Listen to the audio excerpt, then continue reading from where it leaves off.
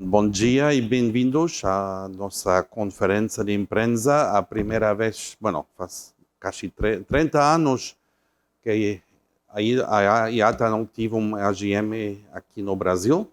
Então, bem-vindos. Muy buenos días y bienvenidos a la conferencia de prensa de las Américas aquí en el AGM de IATA este año en Rio de Janeiro. And yes, welcome everyone to the sort of our home briefing, the Americas briefing on home turf this year. First time in 27 years that we're actually back in South America. And with no further ado, I'll hand over to Peter Cerda, who of course I think many of you know, who'll take you through the presentation, and we'll have time for Q&A at the end, and we'll sort of manage in Portuguese, English, and Spanish. I know for those who want Portuguese translation, there are headsets available in case you need them. And I think with that, Peter, I'll hand over to you. Thank you. Thank you very much, Marcus. Bom dia, buenos dias. Good morning, everyone. We're going to be talking about FIFA football this morning. Predictions, Argentina, Brazil. There's no Chile this year, no Peru. But anyway, good morning, everyone. It's very nice to see you. Encantado veros a todos. And as Marcus was saying, for many of you, this is the first time that we actually have an AGM in South America. We've had an AGM in Latin America in the past, but the first time in South America since 1999, and it was in the same city as we are today. But certainly since 1999, a lot has changed since then.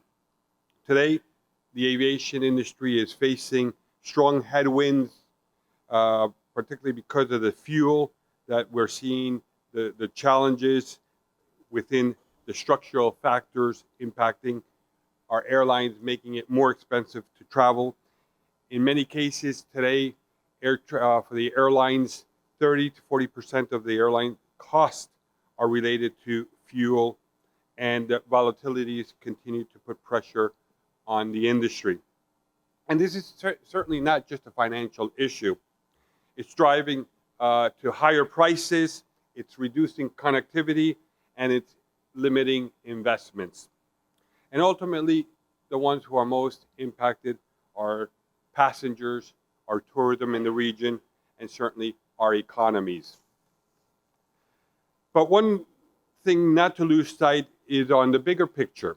And you've heard me say many times that across the Latin American and the Caribbean region, aviation connects people, supports trade, and enables opportunities for our citizens. Aviation is not a luxury in Latin America and Caribbean. It's an essential service and a lifeline for the social and the economic development of our region. If we take Brazil, one of the largest countries in the world, air connectivity is critical for national integration. There's no other viable alternative to connect cities across this vast distance.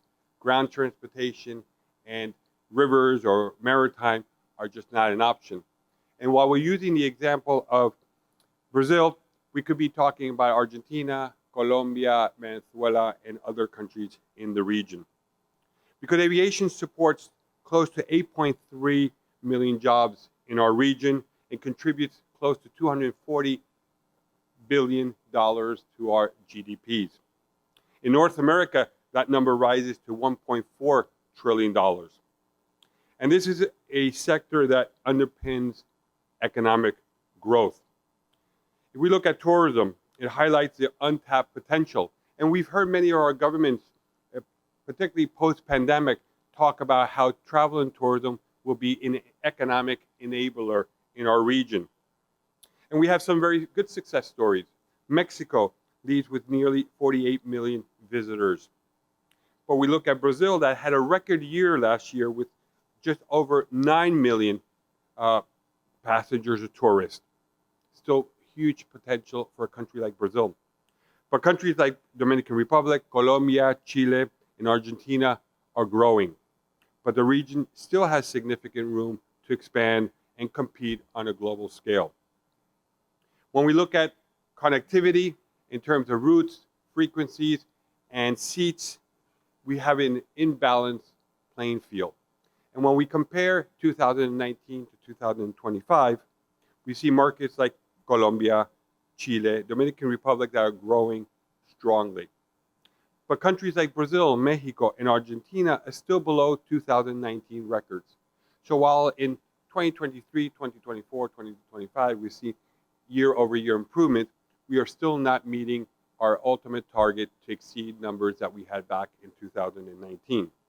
So the message is very clear. Policy and market conditions do matter if we want to stimulate travel and tourism in our region. Our region, the Americas, has extraordinary assets, but unlocking them requires stronger coordination between governments and our industry. I will say there are encouraging signs. And when we begin to see how our map, our connectivity map is moving, airlines from Europe, Canada, and China are increasing service to our region. When we look at markets like Argentina, El Salvador, and Guyana, they're growing, and we see markets beginning to open to the connectivity that did not exist. And as I mentioned at the beginning, this is World Cup year. And our region will be in the spotlight, particularly with Mexico, but also with the United States and Canada, where millions of visitors will be coming to our region. So we have momentum that is building. But again, as you've heard me say in many aviation days and when we've met in many other times, the real game changer for our region will be intra-regional connectivity. For years, it's lagged, but now we're seeing airlines expanding into secondary and tertiary cities.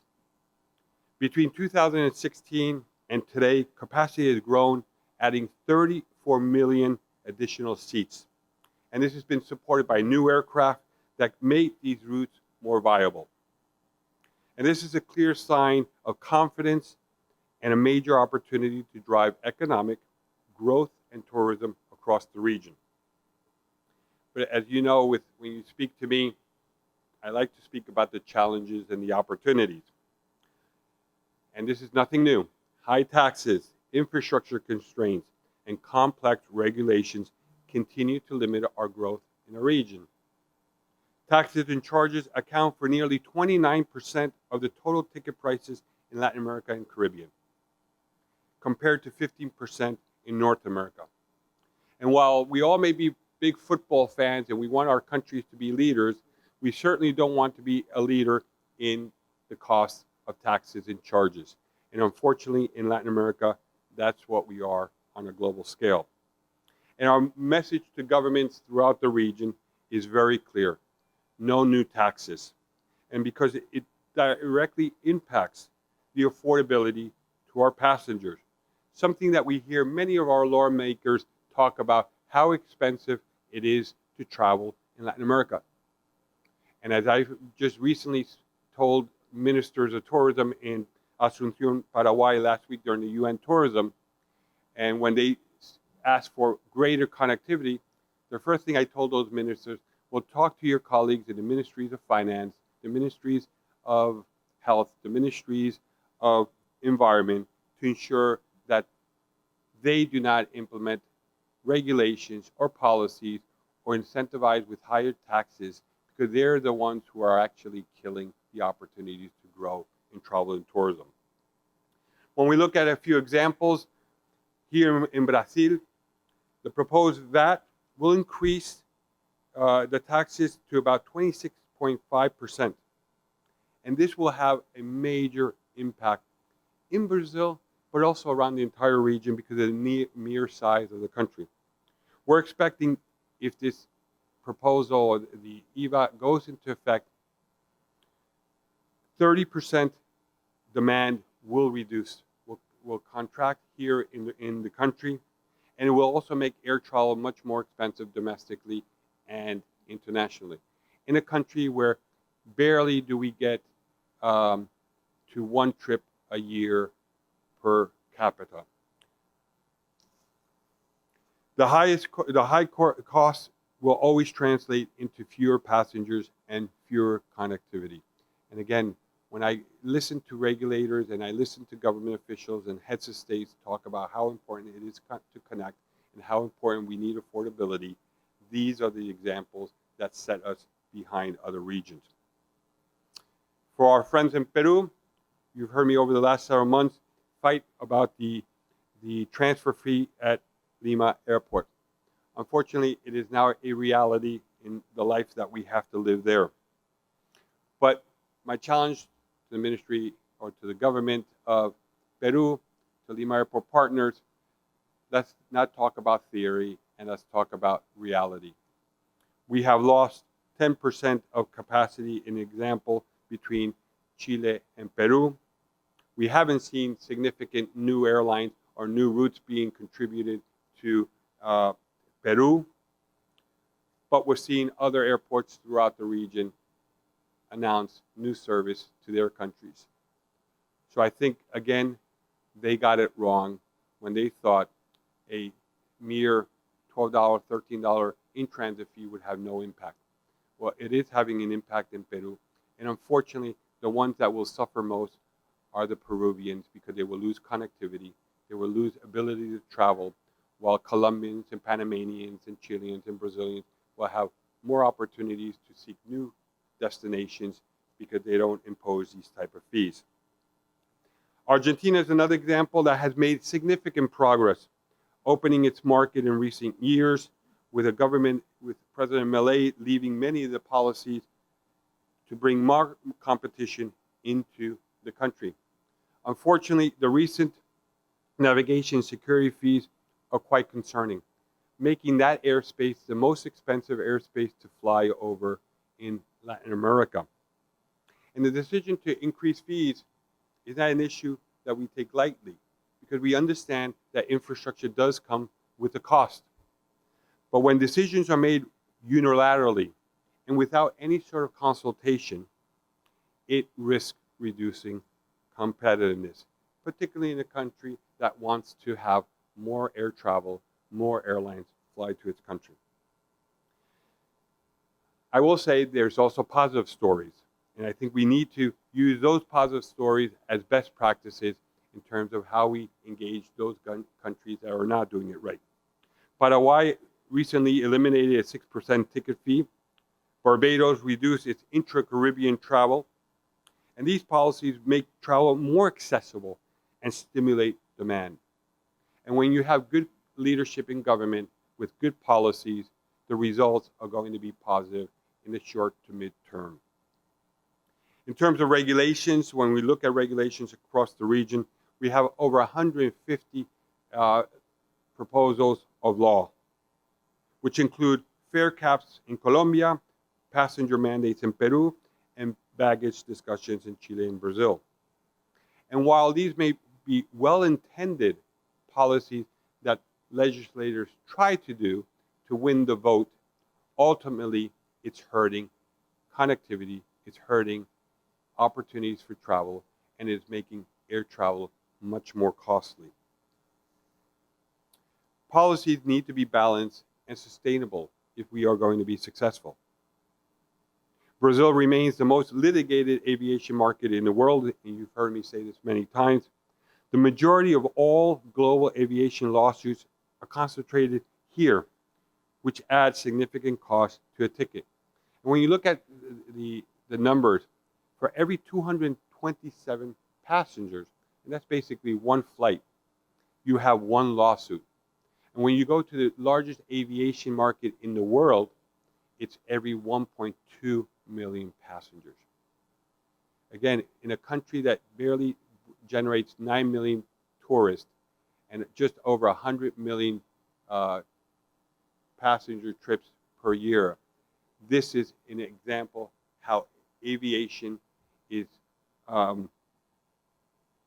cannot progress more favorable in a country like Brazil, like I said before, how it's desperately needed because of these type of laws. We are seeing some positive steps in Brazil, however, an act revision of Resolution 400, and also action by the Supreme Court of harmonizing ruling. These steps are important, but they are at turtle speed, and we need to go at lightning speed if we want to make significant changes here in Brazil. Infrastructure remains a constraint in our region. a good problem to have because it shows that connectivity, air travel, and more flights are coming to the region. However, over half of the flights that operate into congested airports, like Sao Paulo, Mexico, Bogota, Lima, Cancun, Miami, to name a few. And we need more investment, like in places like Argentina or El Salvador, where new terminals and better infrastructure is being put in place. And this is another lesson learned. Governments, with the airport, and the industry, we need to work better to plan for the next 30 to 40 years and not plan for 4 to 5 years. Because we have seen in Bogota, we have seen in Santiago, we have seen in many other airports in the region, the moment you open the terminal, we see the terminal in a short term almost at peak. For this reason, slot management is going to be critical in our region for the short term until we have the right infrastructure. And we have to adhere to global standards under the World Slot Guidelines in an important way. In a region like Latin America, I know Latinos, we like to invent what is already invented. And what I encourage our Latino governments to do, let's not invent. Let's just copy. Copy. In school, we could get in trouble. But in today's, let's use the best practices that are used in places like Singapore or in Hong Kong or in Dubai, where infrastructure is also limited. Let's use the best practices. And we're encouraged to see that Mexico is aligning to those global practices, and we hope to have that implemented by year end. Colombia is reinforcing its commitment to implementing the 80-20 monitoring at El Dorado, something that we hope will take an aggressive stance moving forward.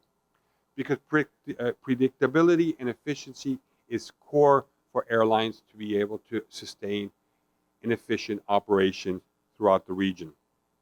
And lastly, we're closely monitoring what's happening in the United States, particularly ahead of the World Cup. Any reduction in border processing in airports such as Newark, which handles close to 100,000 international flights a year, would have serious consequences. It will disrupt passenger flows, increase costs, and impact trade and tourism. So we're asking the U.S. government to work, and we are making ourselves available to support any remedies to make sure that aviation continues to remain predictable and reliable. Shifting to cargo, another major opportunity in our region. Countries like Brazil, Colombia, Ecuador, Chile, Peru, and Mexico are expanding exports from perishable to high-value goods. Cargo is critical for the global supply chain and very important in our region. And you've heard me say many times, in terms of COVID, how we would have had more millions of people died if it wouldn't have been for air transportation, flying all the vaccines all around the region. Without aviation, that wouldn't have been a possibility. Sustainability is also a priority for the region.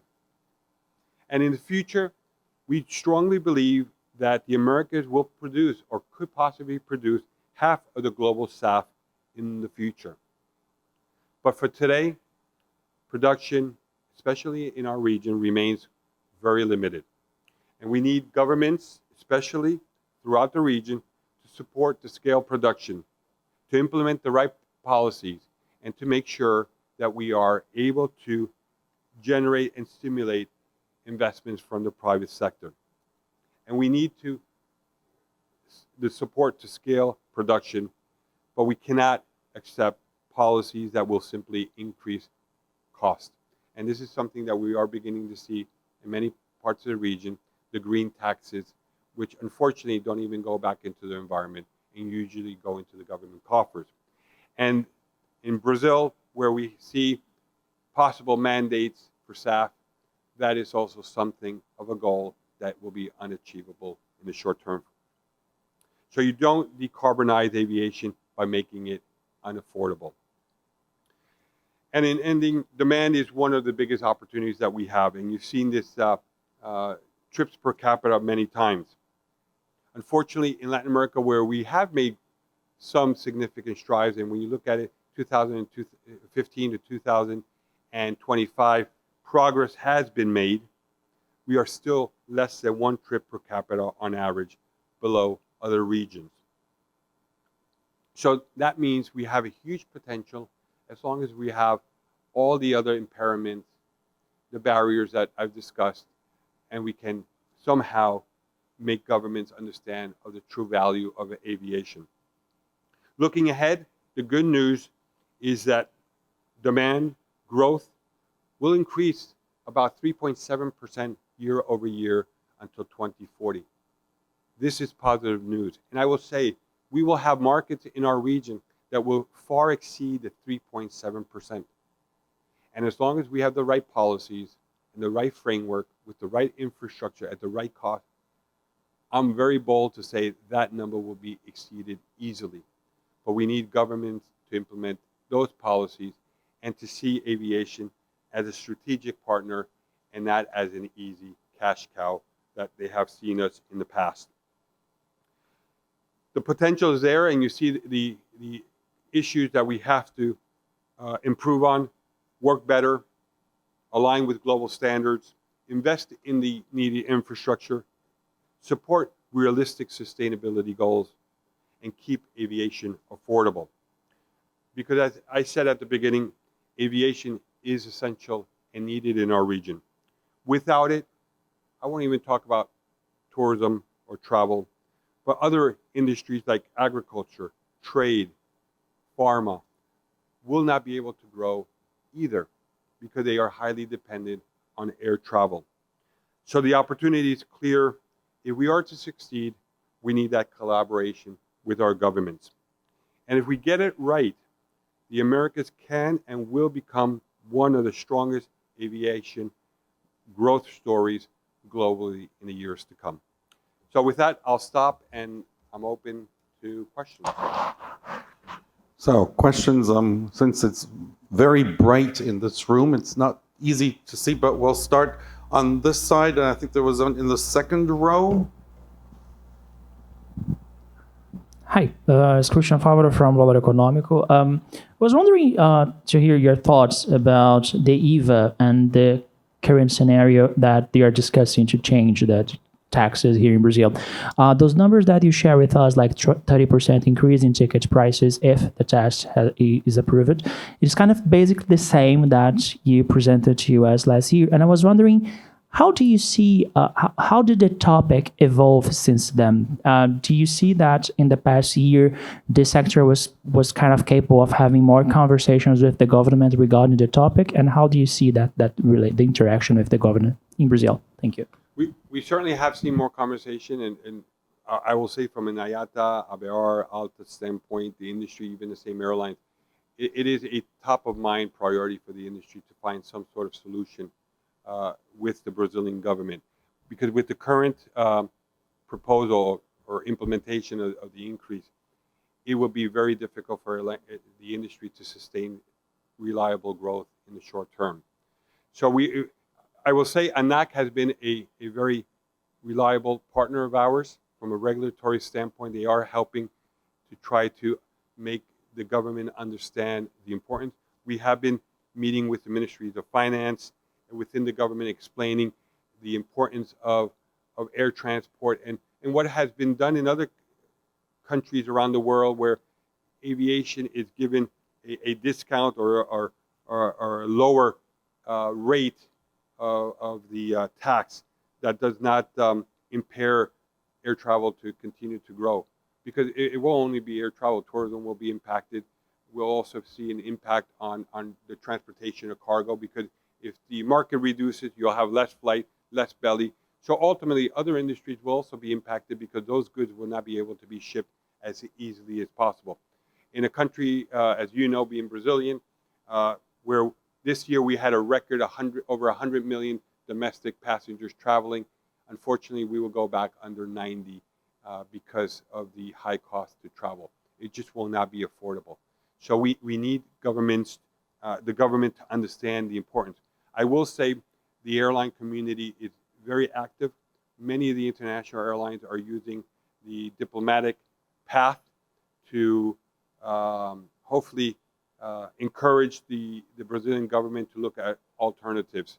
So we are seeing other governments around the world speaking to the Brazilian government to ensure that connectivity can sustain, and also that the bilateral agreements are also not broken because of this increase in the fees. Okay, let's stay on this side. I think the front row had a question, or no? Yes, Katiuska. En América Latina precisaban la carga tan alta que hay de impuestos y hay países que se ven muy tentados todo el tiempo a querer imponerlos. ¿Qué llamado están haciendo ustedes específicamente a los gobiernos y cómo reducir esos impuestos? Por ejemplo, en Centroamérica hay legislaciones que quieren que los vuelos sean locales para que se reduzcan los precios. ¿Qué iniciativas está haciendo IATA? Bueno, en Centroamérica tenemos una oportunidad porque sí hay, incluso la ley ya está aprobada para incentivar lo que llaman el viaje interregional entre los países centroamericanos, y hay un acuerdo ya en vigor. Lo que estamos intentando es dar razonamiento a la importancia que tiene el transporte aéreo en nuestra región. Si miramos Brasil, Argentina, Colombia, la mayoría de nuestros países, un gran porcentaje de nuestros viajeros todavía van por autobús. Es el modo de transporte más importante que hay. En viajes que se extienden a 8 a 16 horas, que por vía aérea serían 2 a 3 horas. ¿Por qué? Porque el nivel de impuestos que se impone en el transporte aéreo es sumamente alto, el 29%. En cambio, el transporte terrestre, los autobuses, reciben incentivos, no tienen el mismo tipo de impuestos que el transporte aéreo, y tenemos un desnivel en lo que es la competencia en el modo de transporte de nuestra región, que también es algo que estamos pidiendo que se cambie. Hemos visto gobiernos que, como Barbados, como Guyana, como otros, que están reduciendo los impuestos porque entienden que es una manera para incentivar la conectividad. Cuanto más baja esos impuestos y costes, hay mayor probabilidad que se crea mayor posibilidad de conectividad. Y eso lo vimos en Ecuador hace varios años, o en ciudades como Cartagena, que bajaron sus impuestos y vimos un crecimiento muy dramático en muy poco tiempo. Y es lo que estamos pidiendo en los gobiernos de los otros países a raíz de ello. Estamos trabajando con organizaciones como UN Tourism, como WTTC, los mismos bancos de apoyo, para que también nos apoye en validar la importancia que tiene el transporte aéreo, pero es necesario no tener los impuestos. Do you want to just do a very quick summary of that in English? I mean, So the question was about taxes. It continues to be the number one concern that we have, or impediment that we have in the region, in terms of really creating a public transportation for air travel. As you've heard me say many times, while you have on a commercial standpoint airlines competing against airlines, really our industry is competing against the buses. When you look at Argentina, Colombia, Brazil, these are countries that you barely have, don't even reach one trip per capita per year.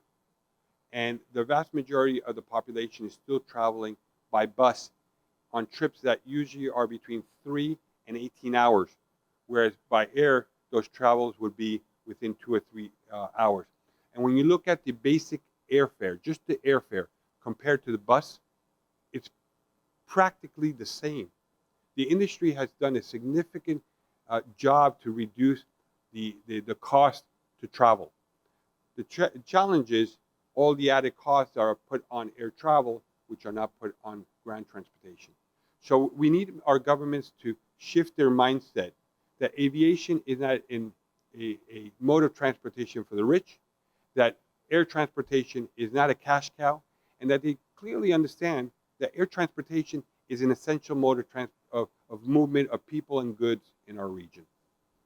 okay, I think in the back row we had the first question in the middle, and then we'll move further front, and then we'll go that side. Hola Peter, ¿cómo estás? Julieta Rumi de La Nación de Argentina. Vos hablabas recién de la tasa de navegación aérea que se aumentó recientemente en el país y eso hace que seamos el espacio aéreo más costoso. No sé si siguió la conversación con el gobierno por este motivo o si quedó, digamos, en ese aumento. Y por otro lado, consultarte cómo ves la situación de Flybondi, que está operando solo con un avión. Bueno, la primera más fácil que la segunda. La primera es, inicialmente sí tuvimos reuniones con EANA y con ANAC, con la subsecretaría, que lo que ellos nos confirmaron es que no habría ningún tipo de aumento sin un proceso de consultoría con la industria.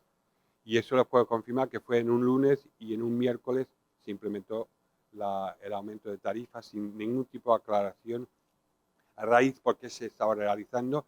Y tenemos que recordar que este es el segundo aumento en 2 años. Hace 2 años tuvimos un aumento del 18%, también sin una consultoría. Y por eso a nosotros nos preocupa que en un gobierno que ha sido tan proactivo, que ha ayudado mucho al transporte aéreo, que ahora nos estamos encontrando que todavía vemos que el costo para operar está incrementando, que la competencia con los ground handlers todavía no se ha puesto, aunque la política está aprobada, todavía no hemos visto ni una compañía de servicios a terceros que están operando en el país. Y una situación que nuevamente nos preocupa por el gran potencial que tiene el país.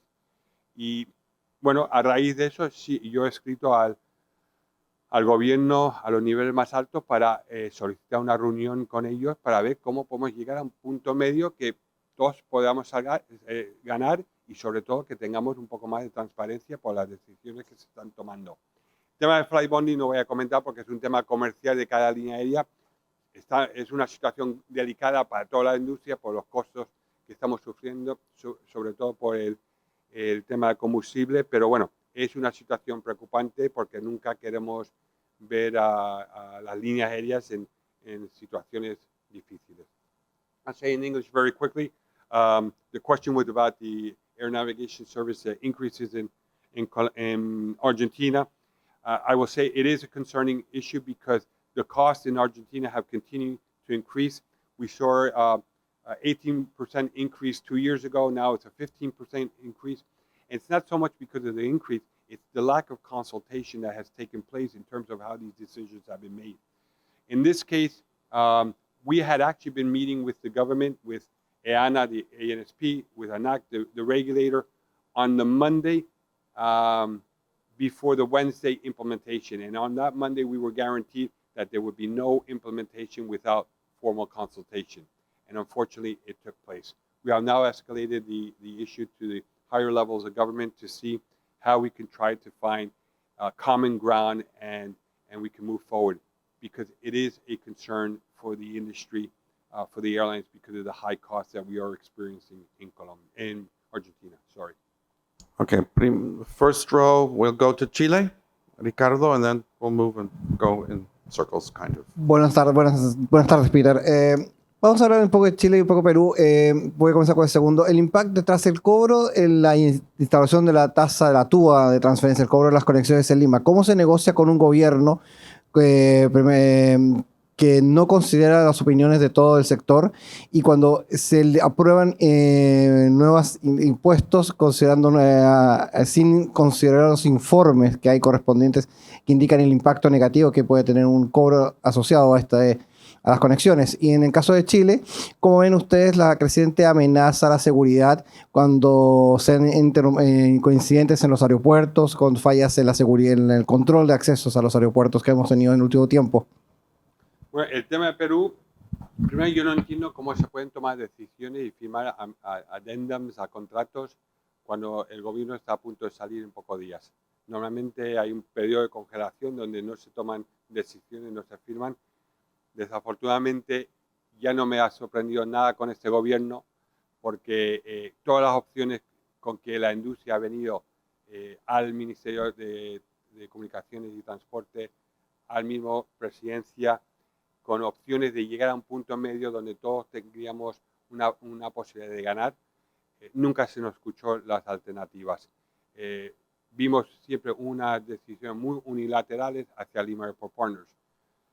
Y para mí, estamos con la expectativa con el nuevo gobierno. Este gobierno para nosotros sabemos lo que teníamos, trabajamos en buena fe para llegar a una resolución que beneficiaría a Lima Airport Partners, al gobierno, a la industria y sobre todo al consumidor, al ciudadano peruano. Pero los intereses económicos de Lima Airport Partners y parece ser de este gobierno que ya no tiene decisión prácticamente, quisieron ir por otro camino. Y como dije yo en mis comentarios, se puede comentar mucho de la teoría y razonamiento, pero allí los números hablan por sí solos. Colombia, Bogotá, Panamá, Sao Paulo, todos estamos creciendo, nuevas rutas, nuevos vuelos. ¿Qué tenemos que decir con Lima? Un anuncio creo que es, no he escuchado más. Y yo soy el primero que quiero ver más conectividad en Lima. Pero las condiciones hoy en día son más complicadas en el aeropuerto y realmente, sobre todo lo dije yo al principio, es como un slap in the face en inglés, sobre todo para las compañías que se han comprometido con el país, que han creado rutas domésticas, que han creado un network internacional que nunca se les tuvo en cuenta con las decisiones que se han aplicado en el país. Así que de parte del sector de IATA estamos a la disposición del nuevo gobierno cuando se elija y estaremos, como digo, a pie de cañón en la puerta de la presidencia para reunirnos y explicarles el beneficio que puede traer el transporte aéreo a Perú si las condiciones son las adecuadas y que pueda tener una relación de colaboración entre el gobierno y el sector. El tema de Chile, no sé qué referencia del tema de seguridad. Yo soy siempre muy claro con el tema de seguridad. La seguridad es la prioridad número uno de nuestro sector. Número uno, no hay cuestión, no se cuestiona, no se pone en riesgo. Se ha invertido mucho. Yo creo que hoy en día, si miramos nuestros equipos, nuestras aeronaves en América Latina son de las más modernas, más seguras que tenemos a nivel global. Que podemos ir mejorando siempre el transporte aéreo, que podemos mejorar la seguridad, el security, sin duda. Y como sector siempre estamos buscando mejores maneras para trabajar con nuestro gobierno. Y yo creo que es el único de los pocos puntos que yo puedo decir a nivel aeronáutica civil en todos los países con el sector. Hay un trabajo muy colaborativo, muy alineado para asegurar que los viajeros, nuestras tripulaciones, nuestros empleados tengamos los mejores niveles de seguridad en América Latina y poco a poco los números están demostrando eso. I'll say very quickly. Well, I think we did the slide on Peru and on the transfer fee, so I think we're kind of also The only thing I will say on the Peru thing is, for me, there's no need to negotiate to contact the current government. This government will leave. We are now anticipating the new government that we look forward to, and we are ready to have transparent, open dialogue that will benefit Peruvians, the economy, both economically and socially. So we will not take any action. We will not comment further on the current actions that this government has taken, nor the actions what Lima Airport has taken, and we will wait for the new government to enter and begin a new dialogue for new opportunities in a country that we strongly believe has significant potential to increase in its connectivity, make air travel more affordable as long as we have the right condition and the right sense of common sense. Yeah, let's move to this side. If we have questions in English on this side. No, we have a question in the last row. And then,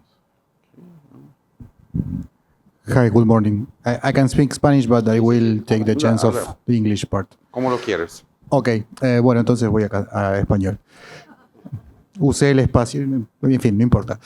Peter, sobre todo quería preguntarte por SAF y por el tema de, por ejemplo, hace poco la implementación de Refuel EU en Europa dejó varias lecciones. Quería preguntarte con la coyuntura de la región a nivel demanda y producción de SAF y la divergencia regulatoria que tienen los países de la región, ¿qué lecciones deja la implementación de un marco regional y sus dificultades para una potencial futura regulación latinoamericana? Yeah. como lo dije en la presentación, yo creo que la región tenemos un potencial ilimitado en convertirnos en un productor de SAF a nivel global, por los recursos naturales que tenemos desde Argentina, Venezuela, Brasil, etc. Lo que no tenemos en la mayoría de nuestros países son las políticas, no tenemos la infraestructura. En estos momentos, lo poquito que se está produciendo lo usa otras industrias o se exporta a otras regiones. No tenemos producción. Y por eso nos preocupa cuando hay políticas como en Brasil que quieren establecer unas metas, o vemos qué pasa en Colombia o en Chile con costos o impuestos con impuestos de green tax, impuestos verdes.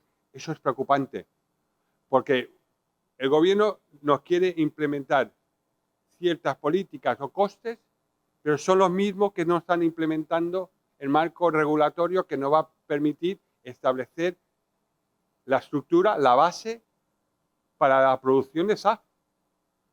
No hay incentivos de parte del gobierno. Se ha hablado de Paraguay en el pasado, hemos hablado de Brasil, pero cualquier tipo de desarrollo de infraestructura van a ser varios años. Y para tener la escala de producción, estamos hablando de todavía más tiempo. Así que sí nos preocupa de las políticas locales, regionales, nos preocupa de las políticas que se están llevando a cabo en Europa, que nos puede impactar de una manera bastante severa. Okay, bueno, okay, so we'll do one more question from each part, and then I know we're the lucky ones because we have lunch after this, and I think Peter has more time for a few one-on-ones after this. So on this side, I think we have a question from Venezuela. Okay. Siempre nos dan tan poco tiempo, ¿no? Sí. Aquí me dice time is up, pero... Sí, no, es que necesitan la sala, es la única cosa. Ok. Bueno, buenas tardes, Ayana Figueroa de Venezuela. Las autoridades venezolanas están solicitando retomar la categoría 1 de seguridad operacional.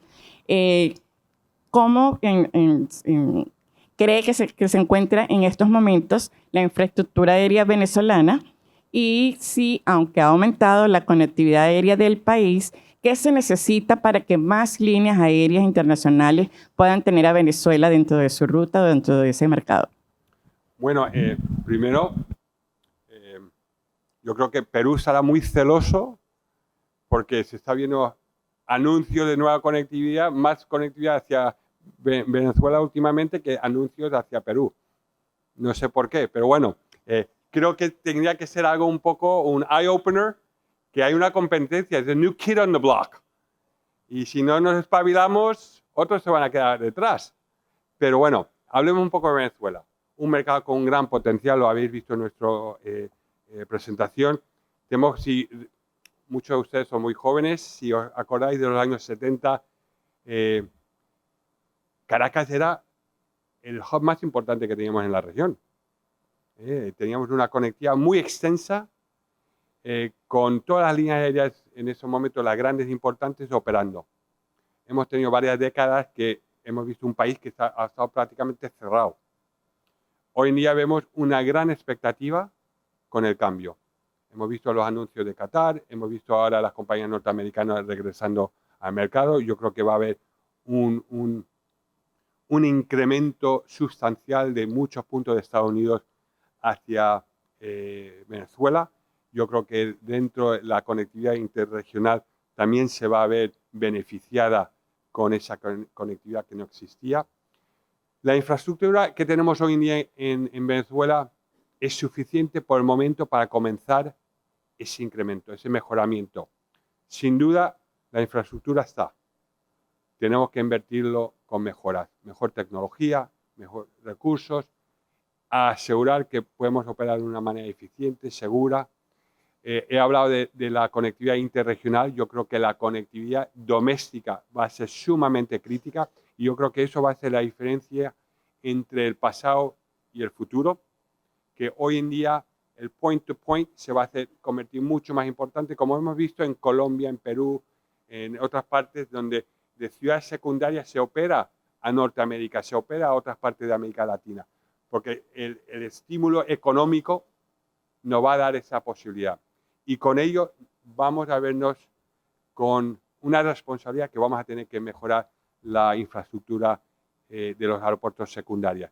El primer paso que tenemos que aportar y apoyar al gobierno de Venezuela es recuperar sin duda la categoría 1 de la FAA, sobre todo para dar la oportunidad a las líneas aéreas venezolanas para poder volar a Estados Unidos. Y tenemos que trabajar en ello, tenemos que asegurarnos que tenemos una aeronáutica civil, INAC, que sea profesional, que tenga los recursos, que cumpla con las normativas internacionales. Tenemos que ver cuál va a ser el futuro de los aeropuertos o el sistema aeroportuario, si van a ser parte del gobierno, si se van a privatizar. Esos son temas que van a tener que ir surgiendo poco a poco. Pero que estamos en condiciones para abrir, lo estamos viendo. Caracas tiene la infraestructura necesaria para poder mantener una operación eficiente en estos momentos, pero eso se nos va a saturar, como he dicho, operamos el 54% de los aeropuertos están congestionados. Si no ampliamos la infraestructura en Caracas y en los otros aeropuertos, van a ser parte de esa cifra en un futuro. Así que de parte de IATA nos estamos acercando bastante al gobierno. Yo espero poder viajar a Caracas pronto para reunirnos con las autoridades. De parte de las líneas aéreas hay un gran interés en evaluar ese mercado, así que yo creo que es un mercado con gran potencial y como digo, es un good eye opener para el resto de los aeropuertos de las regiones, de que sea más eficiente, que los costes los bajen para ser competitivos, porque yo estoy seguro que los venezolanos van a ser lo más competitivos posibles para sacarles tráfico de otros aeropuertos. You may just want to have a very quick summary. Okay, Well, we'll do it outside. We'll just do the summary of the Venezuela, and then I know we need the room for another So I'll one. just say on the Venezuela, it is certainly a market of great interest to the industry. And you have seen in such a short time how several airlines have already announced new flights to Venezuela from the Middle East, from North America, from parts of South America. You know, I would say Peru should be watching and somewhat jealous of the quick action that the Venezuelans have been able to attract new connectivity, and somehow Lima is struggling in that area. But I think the opportunity is certainly there. The infrastructure is sufficient with the current trend in increase, but it is going to be a priority for our industry to make sure that Caracas and the other secondary airports continue to evolve as modern airports with the right level of technology usage, with the right level of infrastructure, so passengers could have the convenience, but airlines can operate in an efficient manner. So from an IATA standpoint, we will be focusing, one, on the recovery of the Category 1, the FAA EASA, and then the second is making sure that we have the right policies in place with the Venezuelan government so air transport can continue to grow and we can continue to invest in the right infrastructure for our airports, regardless if the airports will be concession or they remain under the government. It will still be a priority for the region. Okay, with that, well, this concludes the official part of the press briefing, but we'll be outside to take any further questions, interview requests, and I mean, Peter will be here for the rest of the AGM as well. So we do like we do every year. Yeah. We have the bigger press conference outside. yeah. So, but then also lunch has been served. So if you're hungry, there's Thank you food. very much. Thank you. I Gracias. will Obrigado. just 1 second. I will just say for everyone, I say this every year. I do want to thank the media for your consistent support on the industry. The messaging that you always write and publish is always fair. And I have to say, from my Latino and regional colleagues, you are a significant enabler in our messaging to government. So I just want to thank you for all the support that you do provide us. So, gracias. Obrigado.